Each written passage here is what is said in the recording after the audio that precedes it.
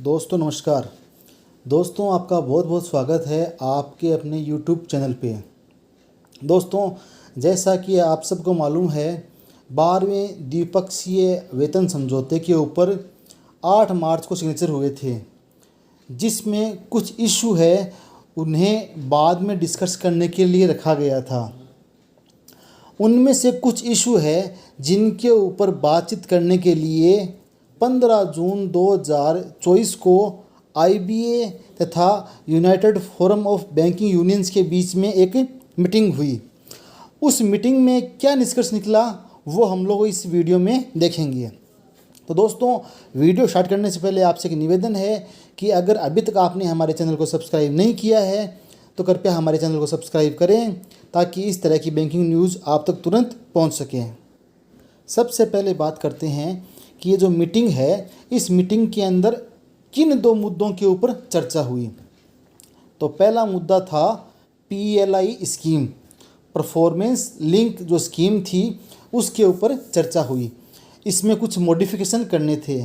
दोस्तों जैसा कि आपको पता है पिछले साल है बैंक कर्मचारियों और अधिकारियों को जैसे ही PLI अनाउंस हुई तुरंत उनके खाते में पैसा आ गया। सभी बैंकों ने तुरंत PLI का जो पैसा था वो बैंक कर्मचारियों और अधिकारियों के खाते में क्रेडिट कर दिया। लेकिन इस बार ऐसा नहीं हुआ क्योंकि PLI स्कीम है उसमें कुछ मॉडिफिकेशन होने बाकी थे। दूसरा जो इशू था वो था ग्रुप मेडिकल इंश्योरेंस स्कीम है, उसके अंदर भी कुछ अपडेशन करने थे।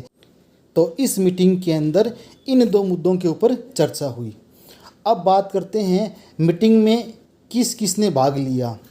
तो दोस्तों IBA की तरफ से रजनीश कर्नाटका सर है जो कि MD एंड CEO है बैंक ऑफ इंडिया के, BK मिश्रा सर है, SLN जैन सर है, इसके अलावा गोपाल भगत सर है IBA के, ब्रजेश्वरी शर्मा सर है IBA के। तो IBA की तरफ से इन लोगों ने इस बैठक में भाग लिया।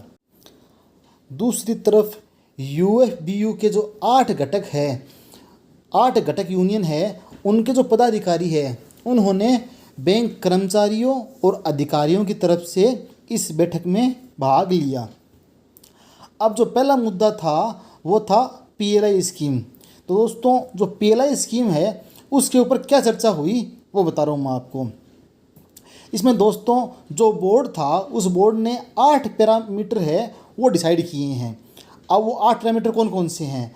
पहला है कासा, दूसरा NPA, तीसरा SMA, चौथा है नॉन इंटरेस्ट इनकम, 5वां है टोटल बिजनेस, 6ठा है प्रॉफिटेबिलिटी, 7वां है ROA या ROE और 8वां है गवर्नमेंट स्कीम। ये 8 पैरामीटर है वो डिसाइड किए हैं। इनमें से 4 या 5 पैरामीटर है वो इंडिविजुअल बैंक को क्या है फाइनलाइज करना है। इंडिविजुअल बैंक है वो इनमें से 4 या 5 पैरामीटर है वो फाइनलाइज करेगा और उसके ऊपर वो इंडिविजुअल बैंक है अपने कर्मचारियों को PLI है वो देगा। दूसरा इस स्कीम में जो मेन मॉडिफिकेशन हुआ है वो हुआ है कि 5% से लेके 15% के बीच में 11 नई रेंज बनाई गई है। अब 11 नई रेंज बनाई गई है उसका क्या मतलब हुआ? जैसे मान लो बैंक ने जो पैरामीटर फिक्स किए हैं उन पैरामीटर में बैंक को 8% का प्रॉफिट हुआ है तो आपको 8 दिन की PLI मिलेगी। अगर बैंक को 10% का प्रॉफिट हुआ है तो आपको 10 दिन की PLI मिलेगी।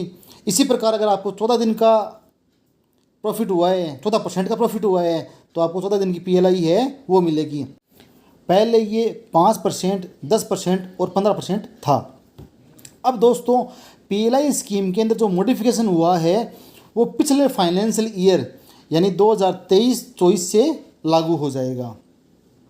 तो IBA ने दोस्तों अब IBA ने क्या किया है, जो 12 सरकारी बैंक है उन्हें इन्फॉर्म किया है कि भाई हमने पैरामीटर डिसाइड किए हैं 8, उनमें से 4-5 पैरामीटर आप अपने इंडिविजुअल बोर्ड है उसके अंदर डिसाइड कर लीजिए।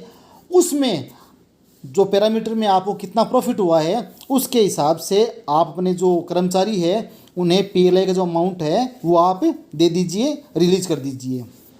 तो ये तो बात हुई दोस्तों पहला मुद्दा PLI के ऊपर। अब बात करते हैं हमारा दूसरा मुद्दा group medical insurance. Group medical insurance के अंदर कुछ मुद्दे हैं, उनके ऊपर तो यूनियन और आईबीए के बीच में सहमति बन गई है और कुछ मुद्दे हैं उन पर सहमति नहीं बनी है, जिसे आगे मीटिंग में फाइनलाइज किया जाएगा। अब बात करते हैं कि किन मुद्दों के ऊपर सहमति बन गई। पहला बात पे सहमति ये बनी है कि हम लोग एक ही पॉलिसी लेंगे। किन के लिए? जो अभी वर्किंग एम्प्लॉय है उनके लिए और जो रिटायर एम्प्लॉय है उन दोनों की हम लोग एक ही पॉलिसी, कंबाइंड पॉलिसी है वो लेंगे। और हम लोग ये डिसाइड करेंगे कि जो रिटायर्ड पर्सन है उन्हें कम से कम प्रीमियम पे करना पड़ेगा। पहला ये। दूसरा, ये जो पॉलिसी ले रहे हैं हम लोग, कंबाइंड पॉलिसी ले रहे हैं, तो ये बैंक के ऊपर डिसाइड है कि वो बैंक है, इंडिविजुअल बैंक है, वो इसका पार्ट बनना चाहता है या नहीं चाहता है। तीसरा, scheme are the same for all bank. ये जो ग्रुप मेडिकल इंश्योरेंस स्कीम है वो सभी बैंकों के लिए सेम होगी। इसके अलावा फ्लोट, आरएफपी तथा जो अभी वर्किंग एम्प्लॉई है उनके लिए क्रिटिकल इलनेस के लिए एक अलग से प्रावधान के बारे में इस इंश्योरेंस स्कीम के अंदर विचार किया जा रहा है। तो ये जो बाकी मुद्दे हैं उन्हें नेक्स्ट मीटिंग के अंदर फाइनलाइज किया जाएगा। तो दोस्तों, ये था हमारा आज का वीडियो। अगर आपको हमारी वीडियो अच्छी लगती है तो कृपया हमारे वीडियो को लाइक कीजिए, शेयर कीजिए और हमारे चैनल को सब्सक्राइब कीजिए। धन्यवाद दोस्तों।